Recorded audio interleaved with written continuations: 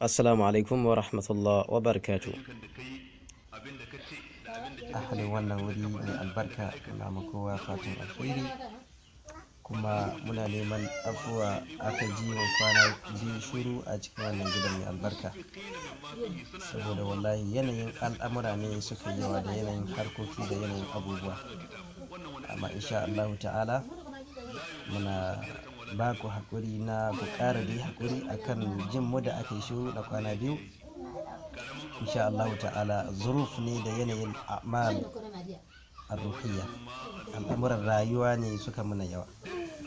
Amma insha Allahu ta'ala a wannan lokaci, a wannan karo za a ci gaba da jin bayananmu bi iznillahi ta'ala a cikin wannan ainihin dandali mai albarka, ko mu ce wannan gidan mai albarka.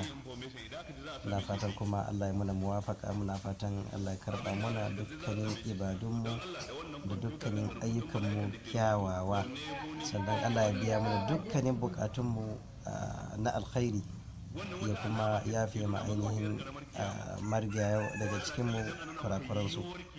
Mu kuma idan namu lokacin yayi to ya mana rahama da rahmarsa, innahu huwal gafurur rahim.